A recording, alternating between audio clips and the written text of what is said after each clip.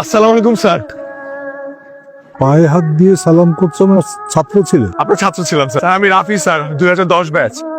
রাফি? চিনতে পেরেছেন sir? Rafi sir, আপনি আমার বাসায় যাবেন, দুপুরে খাবেন স্যার ওখানে। রাফি মানে যাকে আমি সেই আক্রমণ হয়েছিলাম? আপনি ওকে চর মেরেছিলেন, আমাকে শাসন করে, যখনই আমি ভেঙে পড়তাম আমার সেই চরের কথা মনে পড়ে যেত স্যার। কেউ চর খেয়ে বিপদে চলে যায়, কেউ চর খেয়ে জীবনের ঠিকানা খুঁজে। চলেন স্যার বাসায় গিয়ে বাকি কথা বল। দুর্ভাগ্য যে আজ অব্দি আমার ম্যাডামের সাথে একবারও দেখা হয়নি। আমি তার কাছে চিরকৃতজ্ঞ। সে তার কানের দুল বিক্রি করে আমার পরীক্ষার রেজিস্ট্রেশনে খরচ দিয়েছিল।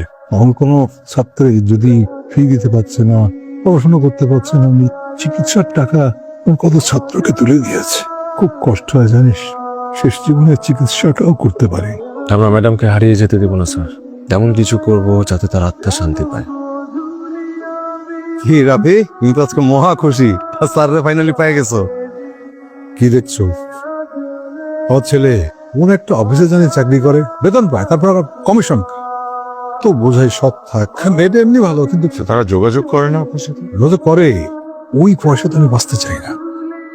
অভাবে বাবা মারা প্রত্যেকদিন মারা যায়, ছেলে মেয়ের ভালোবাসা মায়া, এগুলো ছাড়া। সরি, তোমার মনটা খারাপ করে দিলাম নাকি? বাবা রাফি, ওই ইতামলে যাচ্ছি তোমার সঙ্গে, কিন্তু ওই কে গাল মন্দ করো না। স্যার আমি আপনার ছাত্র, আমি এসব কখনোই বলি। মতি, ওনাদের জন্য সুন্দর করে চা বানিয়ে নিয়ে আসো। আমি চা খেতে আসি। স্যার গুরুজন, মুরব্বী মানুষ, যদি চা না খান বেয়াদব মনে হবে। আপনি সেটাই, আপনিও তো একদিন রিটায়ার করবেন না? যেমন লাগবে আপনার শেষ বয়সে এসে যদি ডেস্কের পর ডেস্ক ঘুরে বেড়ান নিজে আদায় করার জন্য, নিশ্চয়ই ভালো লাগবে না। এখানে যে সকল মানুষ আসে সবাই বৃদ্ধ, শিক্ষক, তাদেরকে এরকম অপদস্থ করার কোনো মানে হয় না। সরি ডকুমেন্টস গুলো রেডি করে দিবেন আগামী সপ্তাহের মধ্যে। স্যার, ক্ষমা করে দিবেন। আমি মনের মধ্যে কখনো কোনো রাগ রাখি না। আপনাকে শুধু একটা অনুরোধ করি, কোনো বয়স্ক মানুষকে না একটু হয়রানি করবেন। যে মনের ভিতরে শপথ করে দেখুন, দেখবেন সব ঠিক হয়ে যাবে। পুরনো দক্ষ একজন স্টাফ আমাদের। তাই বলে এরকম একটা করাপ্টেড লোককে কন্টিনিউ করাবে? ভাগ্য ভালো তুমি ধরতে পেরেছিলেন, এর জন্যই তো বলি এত প্রোডাক্ট কেন ডিফেক্ট হয়। পয়সা খেয়ে ম্যানুফ্যাকচারিং এ ঘাপলা করতো। তুমি ওকে পাঠাও আমার কাছে এখনই? এক্ষুনি ভাইয়া। ওকে। তুমি যা করেছো একদম ঠিক কাজ করেছো। এখন পর্যন্ত তুমি কোনোদিন ভুল সিদ্ধান্ত নাও না। নিয়তির কি খেলা মোনা, জীবনে আমার বাবা মাকে সেবা করার সুযোগ পাইনি। আর এদিকে সৈকত সাহেব মহাপুরুষের মতো বাবাকে এক ঘোড়া করে রেখেছে। ফুর্তিতেই আছেন, কিন্তু বাবা কোনো খেয়াল নেই। মানুষ কিভাবে পারে এমন করতে? আমার স্যারটার জন্য আমার খুব খারাপ লাগে, যিনি সারাটা জীবন তার ছাত্রছাত্রীদের জন্য সর্বস্ব দিয়ে গেছেন। সুন্দর সততার সমাজ গড়ে তুলতে পারে একজন মহিলা তার স্বামীর কথায় অজানা দরিদ্র ছাত্রের জন্য কানের দুল বিক্রি করে দিতে পারে। ভাবি বাবা, টাকাটা জোগাড় হয়েছে। অফিসে গিয়ে টাকাটা দিয়ে রেজিস্ট্রি করো যা। টাকাটা ছিল না তো ম্যাডাম, যে কানের দুল বিক্রি করে টাকাটা জোগাড় করে দিস। পরীক্ষা হবে তার আগে গিয়ে পায়ে দিয়ে সালাম করে আসিস।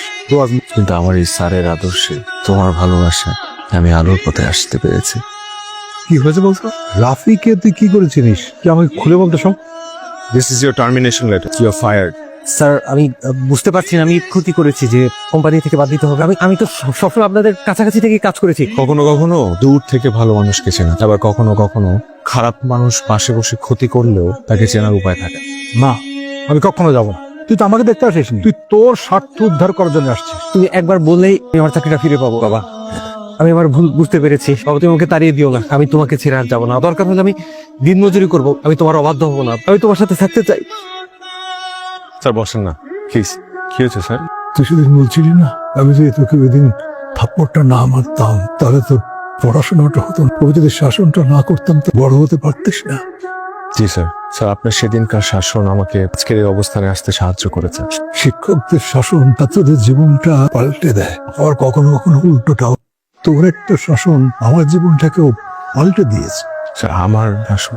বুঝি সৈকত আমার ছেলে বরখাস্ত করে দিয়েছিলিস, ওর ভুলটা বুঝতে পেরেছি, আমার কাছে আমার ছেলে ফিরে এসছে। আমি শুধু চেয়েছিলাম ওর ভুলটা বুঝতে পারুক। রাফি, তুই আমার একটা ছেলে, ওকে একবার বাবা বলে জড়িয়ে ধরবে। বাবা, বাবা,